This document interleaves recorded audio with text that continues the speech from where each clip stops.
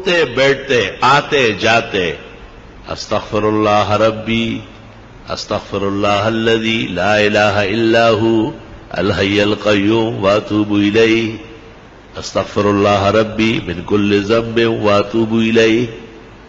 یہ پڑھا کرو جتنے استغفار آپ کو یاد ہے. بہت زیادہ پڑھو، کم پڑھنے سے نہیں کام چلے گا، کیونکہ دنیا کی تمام تکلیفیں، رنج اور غم، صدمہ اور مصیبت، فتنہ اور پریشانی سورۃ انفال میں ہے. استغفار سے ختم ہو جائے گا. استغفار ہمیں کرنا چاہیے. پیرانی پیر شیخ عبد القادر جیلانی نے ایک موقع پر لکھا ہے کہ جن کو استغفار کا پتہ ہے اور پھر وہ پریشان ہوتا ہے، فرمایا بہت بڑا کذاب اور جھوٹا ہے. یہ تو خدا کا فیصلہ ہے کہ آپ استغفار کریں، میں پریشانیاں دور کروں. اب یہ کہ ہمیں محبت چاہیے، آرام چاہیے، عزت چاہیے، حلال دولت چاہیے، وقار چاہیے، حفاظت چاہیے، خدا تیری نصرت چاہیے، بندوں کے ہر شر فساد سے بچت چاہیے. اس کا ذکر اللہ نے سورۃ نوح میں کیا ہے 29ویں پارے میں کہ یہ بھی استغفار سے ہو. لے سارا کام استغفار سے ہوگا. علماء نے اس طرح ایک مثال دی کہ اگر فرید گنج شکر، ان کے شیخ قطب الدین بختیار کاکی، ان کے شیخ معین الدین چشتی اور ان کے شیخ عثمان ہارونی اور ان سے بھی بڑے شیخ عبد القادر جیلانی اور سید علی حجویری داتا گنج بخش اور حسن بصری اور علی مرتضی اور چاروں مقرب ملائک، ان سے بھی آپ وظیفہ مانگے. استغفار سے بڑھ کر کوئی وظیفہ نہیں دے. سب کا اتفاق استغفار پر ہوا. استغفر اللہ ربی من کل ذنب واتوب الیہ استغفر اللہ الذی لا الہ الا هو الحی القیوم واتوب الیہ. اب ایک آدمی استغفار کر رہا ہے اور وہ فائدہ محسوس نہیں کرتا تو قرآن تو سچا ہے، ہمارا ایمان ہے، اس میں کوئی کمی ہے نا. وہ عورت نے وہ چاند دیکھا ایسا چاند کی طرح، تو انگلی کے ساتھ کوئی چیز لگی تھی نامناسب، کہنے لگی چاند تو بہت اچھا ہے لیکن بدبو آ رہی. تو بدبو تو آپ میں ہے، چاند میں تھوڑا ہی ہے.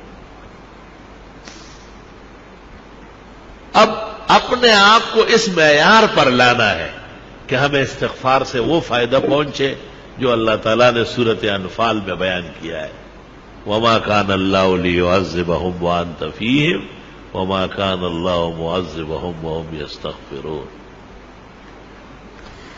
ایک ایسی نیکی اور ایسا عمل جو نبی کے برابر ہو یا نبی جیسی رحمتیں مل جائے، قرآن کی اس آیت میں ہے جو میں نے پڑھی کہ وہ استغفار کا عمل. یا تو نبی کی وجہ سے بچت ہے یا استغفار سے بچت. خوب استغفار کیا کرو. بعض راتیں مناؤ باقاعدہ، بعض اوقات منا لو کہ بھئی میں سحری میں اٹھوں گا اور سورج نکلنے تک استغفار کروں گا، اور میں جمعے کی نماز کے لیے 2 گھنٹے پہلے آؤں گا، سورۃ کاف پڑھوں گا، 100 مرتبہ درود ابراہیمی پڑھوں گا، بس پھر جمعے تک استغفار کروں گا. جمعے میں اتنا ٹائم نہیں ہے، چلو عصر سے مغرب صحیح ہے، مغرب سے عشاء تک کچھ تو ادھر کنڈے زویا سوخو بویا، کچھ تو کرے آپ، اپنے آپ کو ذرا قیمتی بنائے. جتنی خوشیاں چاہیے، جتنے آرام اور راحت چاہیے، جتنی عزت چاہیے، اللہ تعالیٰ سورۃ نوح میں فرماتے ہیں فَقُلْتُ اسْتَغْفِرُوا رَبَّكُمْ، استغفار کرو وہ مل جائے، سب عطا ہو جائے. ہمیں بھی دعاؤں میں یاد رکھو، دینی مدرسوں کو بھی، طلباء کو بھی، اور یہ موجودہ پریشانیوں کو بھی، اور استغفار کی کثرت کرو. راتوں کو بستر پر جاتے وقت 33 دفعہ سبحان اللہ، 33 مرتبہ الحمدللہ، 34 مرتبہ اللہ اکبر پڑھا کرو. آج ہی بخاری شریف میں آ رہا تھا کہ حضرت فاطمہ آئی اور ام المومنین عائشہ کو کہا کہ حضرت غلام بانٹ رہے ہیں، مجھے بھی کوئی نوکرانی دے دے. جب حضرت آئے بتایا، انہوں نے کچھ کہے بغیر ان کے گھر گئے اور ان کو کہا بس رات کو یہ پڑھا کرو 33 مرتبہ سبحان اللہ 33 مرتبہ الحمدللہ، 34 مرتبہ اللہ اکبر. یہ دنیا بھر کے غلام کنیز آرام و راحت سے بہتر ہے. تسبیحات دائیں ہاتھ سے پڑھا کرو، بائیں ہاتھ سے اسلام میں کوئی تسبیح نہیں ہے. جو مسئلہ نہیں جانتے ان کو بتانا ضروری ہے، جو جاننے کے بعد بھی نہ مانے اللہ ان کو ہدایت کی توفیق دے. آپ کا کام اور ہمارا کام خیر آگے بڑھانا ہے، خیر منوانا ہماری ذمہ داری نہیں ہے. اللہ نے نبی کو کہا ہے انما علیک البلاغ وعلینا الحساب، آپ پہنچائیں، حساب میں خود کروں. تسبیحات جس طرح نمازوں کے بعد ہے اس سے زیادہ ضروری رات کو سوتے وقت ہے. بہتر ہے کہ باوضو ہو، بہتر ہے کہ پاک کپڑے پاک جسم ہو، بہتر ہے کہ بستر بھی صاف ستھرا پاک ہو، سفید پاک چادر بچھاؤ اس پر. بستر پر آنے کے بعد اگر کوئی حرج نہیں ہے، گرانی نہیں ہے، تو سورت الف لام میم سجدہ ایک بار اور سورت ملک ایک بار ہر رات کو پڑھنا سنت طریقہ ہے. قیامت کے دن شفاعت آسانی سے نصیب ہو جائے گی. قیامت کے دن کی تپش نہیں دیکھے گا، محسوس بھی نہیں کرے گا. لوگوں سے پوچھے گا کہ وہ قیامت کہاں ہے، وہ تکلیف کدھر ہے. فرشتے کہیں گے چل چل الف لام میم سجدہ اور سورہ ملک جو پڑھتے ہیں ان کو نہ قبر میں عذاب ہوتا ہے نہ میدان حشر میں ہوتا ہے. یا رب تیری کتنی عنایات و احسانات.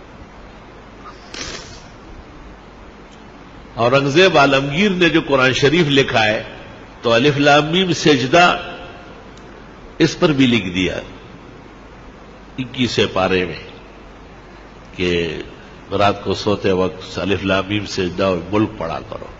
پھر 29 پارے میں جب سورت ملک آئی پھر لکھنے لگا تو کاتبان جو بیٹھے تھے انہوں نے کہا حضرت یہ لکھ چکے ہیں وہاں.